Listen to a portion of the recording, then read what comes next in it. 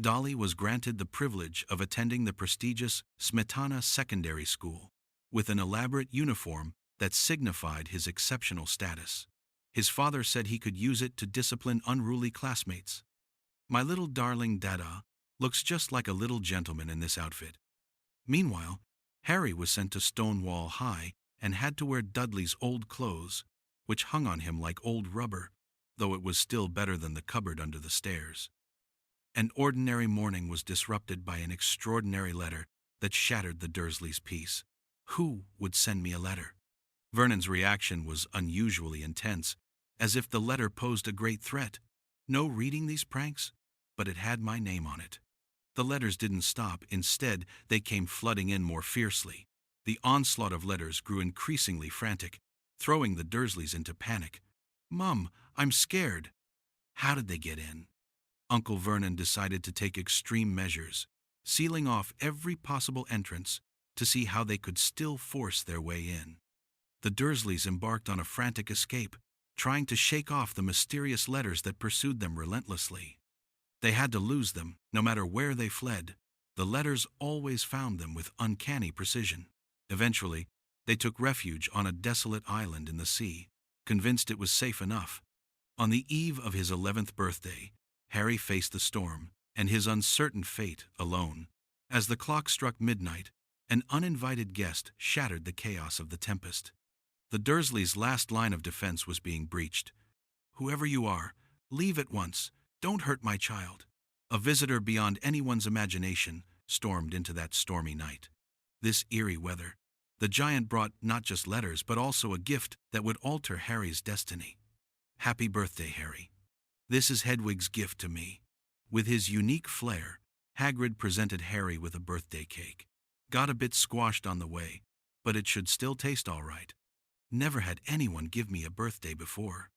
This long-awaited letter, after many twists and turns, finally reached its rightful recipient. The Hogwarts acceptance letter was addressed specifically to you. The Dursleys watched in horror as this intruder from the world they had been desperately trying to avoid barged into their lives. I knew this day would come. Don't let him take the boy. Hagrid was about to reveal to Harry the truth that had been concealed for 10 years.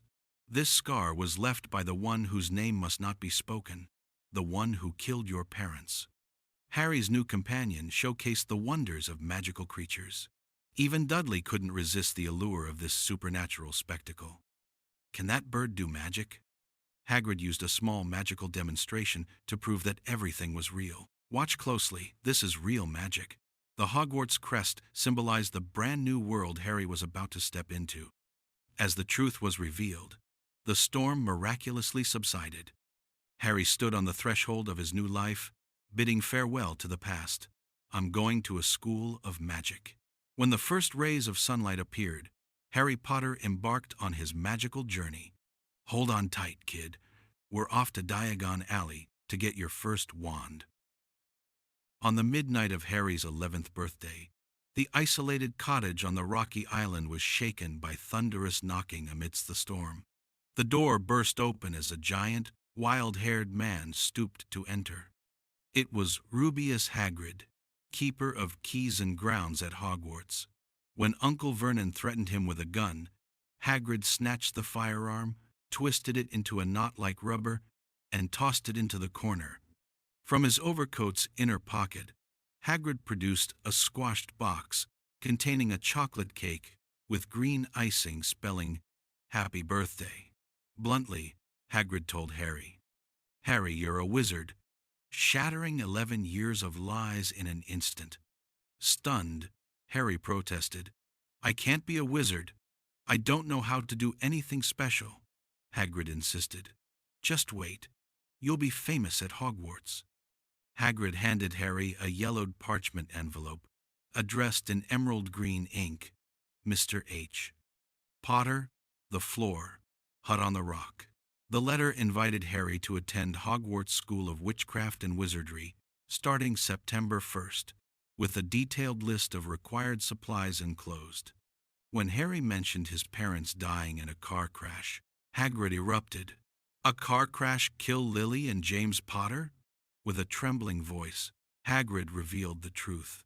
On Halloween 10 years prior, the dark wizard, you-know-who, Hagrid refused to say the name, had broken into the Potter's home and murdered Harry's parents, James and Lily.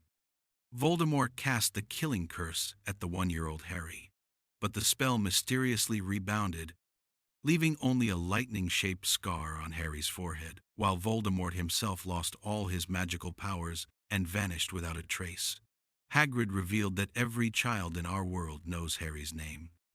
Yet Harry himself was unaware of his own origins, hinting at his legendary status in the wizarding world. Hagrid scolded the Dursleys. "How dare you keep this from him?" Hagrid roared. "Stoppin' Lily and James Potter's son from going to Hogwarts. You must be out of your mind."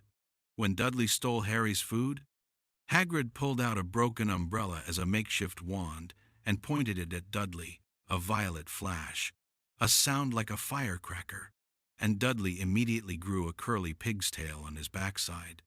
Hagrid chuckled triumphantly. Meant to turn him into a pig. But I suppose he was so much like a pig anyway, there wasn't much left to do. Hagrid confided to Harry that he had once attended Hogwarts but was expelled in his 3rd year, and his wand was snapped.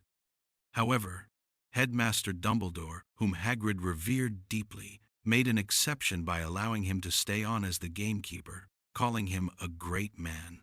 Hagrid pulled a live, fluttering owl, a quill, and a roll of parchment from his pocket, scribbled a note, given Harry his letter, Hagrid, and sent the owl flying into the stormy night. Harry was astonished to discover that in the magical world, owls were the standard means of delivering messages, as commonplace as telephones in the Muggle world. Hagrid built a warm fire for Harry, cooked sausages, and even gave him a thick black coat to use as a blanket. He warned that if something moved, not to mind, "I think there are 2 dormice in the pocket." For the first time in his life, Harry felt genuine care and importance, a stark contrast to the Dursleys' indifference. Hagrid announced that the next day he would take Harry to London to buy school supplies, and warned the Dursleys that preventing Harry from attending Hogwarts was going against the wizarding world.